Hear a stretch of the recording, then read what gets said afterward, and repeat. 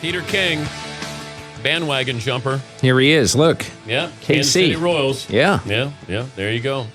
MMQB.com, which comes out every day. TheMMQB.com. The. If you go to MMQB.com, it's some furniture salesman in North Carolina. I don't know why, but that's what it is. Did you try to buy that website? Yeah, from we it? did. I think we did.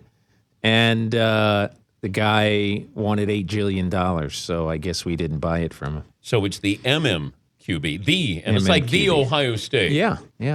The MMQ. Maybe if you sell furniture on the MMQB. Yeah, we could have done a combo platter. Read about football, buy a Barcalounger. Whose career would you rather have? Peyton's or Brady's? You mean if it were over right now? If it were over right now, I'd rather have Brady's because, he's had a great career and he's won 3 Super Bowls. It seems to make sense to me. I mean, I wouldn't kick Manning's career out of bed for eating crackers, though. But if Peyton wins another Super Bowl, even though he's won less than Brady, does his career then trump Brady's? Then I'd probably take Manning's. But here's the thing. I always get into I bet I've argued with Chris Russo, the Mad Dog, about 64 times about this. Did we kill Ted Williams? And did we not include him in the discussion for the greatest hitter ever because he never won a World Series? Do we kill Ernie Banks because he never won a World Series? Do we murder John Stockton for not being a great point guard because he didn't win an NBA championship? This stuff about Manning... In football, it's different. I don't know that it is. With quarterbacks, it is. Maybe it is. There's no other sport where you hold somebody accountable by winning titles like we do quarterbacks. I agree, and I'm not sure that it's fair. But... Look, I don't care, and I can blame Peyton Manning for a lot of games in his postseason career. But if you look back at that Super Bowl game last year and you say in any way that the greatest quarterback performance in NFL history would have beaten the Seattle Seahawks that day, I'd call you a liar. Yeah. They couldn't block the Seattle Seahawks that day, and Russell Wilson made 0 mistakes, and their Denver special teams were a debacle. So... that's not the quarterback's fault. Now, having said that, there have been games in his career, the interception that he threw intended for Reggie Wayne against the Saints. I mean, that's a giant error, and whoever's fault it is, it's at least part Peyton's fault. So I understand that, but I just am not... I'm not sure that we do football intelligence a great service when we say that because Peyton Manning has only won 1 Super Bowl, he can't be considered in the top 2 or 3 or 4 quarterbacks of all time. Last night with the Saints, they ran the ball, Mark Ingram 30 times, which I don't know if you're starting to see game plans here where maybe there are teams trying to run the football a little bit more. Maybe that we're always looking for a blueprint. It's a copycat league. Dallas is running the football. Seattle won a Super Bowl based upon that. Green Bay with Eddie Lacy. There's certain teams that seem like we still are trying to run the football. Is it a conscious thing that's happening here, or am I reading too much into it? I don't think you're reading too much into it at all. Don Banks wrote about it at the MMQB this week, that it's becoming a little bit more than just simply fashionable to have a good running game here in the era of 45 pass Sundays for every quarterback. And I think the difference really is that Sean Payton looks at the game last night, and he looks and sees a defense different than the defense in Carolina than he's seen recently. He sees a defense allowing a gaudy yards per carry. So he'd be foolish to try to throw when clearly that defensive front has been very generous against the run. I just think it's smart game planning by Peyton. He's Peter King from TheMMQB.com, joining us here in the New York City Man Cave. Best game this weekend, aside from Patriots-Broncos? I can't wait to see Baltimore-Pittsburgh because, the Steelers in the last 2 weeks have become incredibly relevant. Putting up 51 on a team that just shut out Cincinnati, that is an attention grabber. Martavis Bryant right now. Ben Roethlisberger finally has Plexico Burress too. Is that the best quarterbacking performance in history, a regular season game for Ben? Well, I mean, it's got to be his best, but I don't know how to quantify that. It certainly has to be up there because he's facing a team. I mean, Vontae Davis is having a great year in the Indianapolis secondary. He's facing a team that he just shredded, and if the end of the game had gone a different way, he would have broken the record, but he ended up basically sitting on it late. I thought he was fantastic. I always am, have a difficult time if somebody says, well, that's the best in history, because I'd have to sort of look at Otto Graham too, wouldn't I? Or whoever else, or John Unitas and, 58, but 61 and everything. 6 touchdowns and no picks. Yeah, and it's a different game now, too. But you're right. I mean, the thing that was so admirable about what Roethlisberger did is throwing the ball accurately downfield. I wrote Monday, when we start talking about the great quarterbacks, and we all have this list of Manning, Brady, Rodgers, Breeze, we are wrong for not having it Manning, Brady, Rodgers, Breeze, Roethlisberger. Luck, whatever the great quarterback category is, however deep you go, in that first level, you've got to put Roethlisberger. Why is he not included? I don't know. I think in part because his stats are never as pretty as the other guys, and he has the occasional bomb, like he did Sunday. He has the occasional incredible game.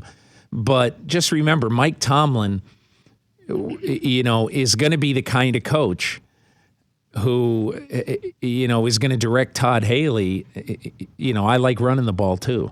And so he probably likes running the ball certainly more than Denver does, probably more than New England does too. So he's probably not going to get as many great, gaudy games. But I'll just say this. I think for the rest of this year, Roethlisberger has discovered this guy, Martavis Bryant, who to me becomes a huge factor because he's 6'4". He gets the offense, has been targeted 8 times now and has 3 touchdowns. I mean, so I think Roethlisberger knows that he has his latter-day Burris.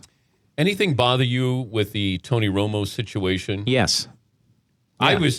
I was extremely bothered Jerry by Jones' especially. I don't think Jerry Jones. I think Jerry Jones came on the sidelines to update Jason Garrett, not to tell him, "Hey, Jason, as soon as Romo gets out here, put him in the game." That I don't think he did.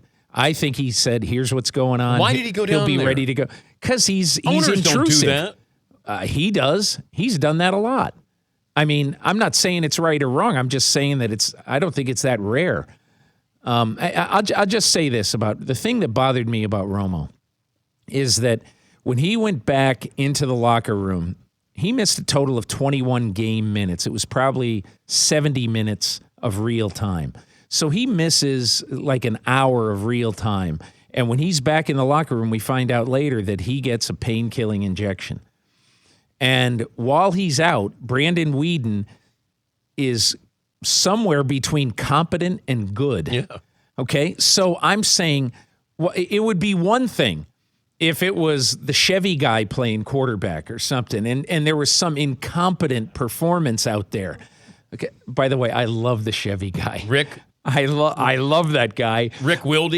I saw it happening, and my first thoughts were, man, I'm dead serious. When that was happening, I said, this is a Saturday Night Live skit. Yeah. This is utterly perfect. That's what this is. Oh, they have to mock him on the next Saturday Night Live. I hope I got to stay up to watch that. If Chris Farley was still alive. Oh, my God. It would be utterly fantastic. Out of breath. Can you imagine sweating? You're Madison Bumgarner, the ultimate cool competitor, who has just gone out and pitched this incredible 5 innings and shut this team down in their home park. The ultimate cool cucumber.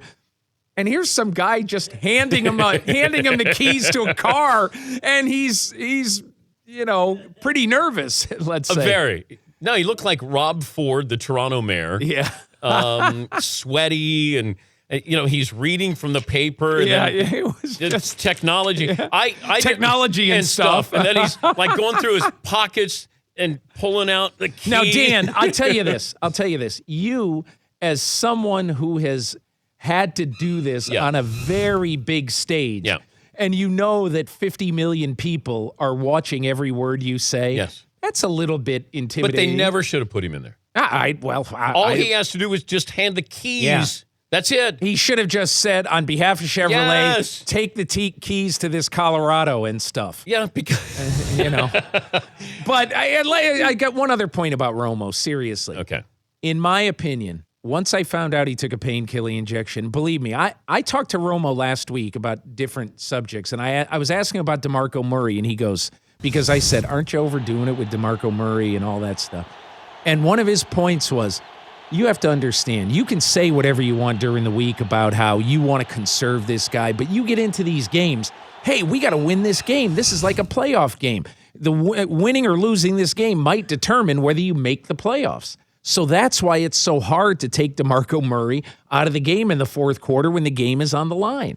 And I understand that. So that's the attitude he has. He's going to scratch and claw and beg to get back in the game. And I think the Cowboys have to look back on this and say, when a guy's laying on the field for 3 minutes and can't move, and then he's had back issues in his past, Oh, yeah. he can't go back in the game. I thought it was embarrassing to put him back in because he had gone through the 2 procedures. You get an injection, and then you have him go out there. And then instead of running the ball with DeMarco Murray, now I'm going to ask him to pass and try to win a game. And not only that, Dan, but the other thing is, if you're the Cowboys, you're saying, we haven't blocked Jim Haslett's blitz the whole night. Every third down, they blitz. Yeah, and then the second play that he's back in the game, they blitzed him and hit him again. I thought it was a bad decision by the Cowboys. Before I let you go, the Redskins and RG3, I said, what is the rush to have him play? Why not wait after the bye? Well, you got Minnesota outdoors instead of waiting bye week, and then you're at home. Yeah, I would agree with you. And Colt McCoy played well. Colt McCoy played better than well. You know what I was shocked about after the game? Here's Colt McCoy, 25 of 30, 2 huge downfield throws, to Deshaun Jackson. And after the game, it's like everybody is picking apart how he played. Are you kidding me? This is the 3rd-string quarterback. He hasn't started a game in 34 months. And he makes a couple of bad throws early, and all of a sudden there's open rebellion in the locker room at halftime. He just completed 25 out of 30. He played a great game. That really surprised me after the game. The website is mmqb.com. He's Peter King. You can also see him on Football Night in America. Pete, thanks for stopping by. Thank you, Dan.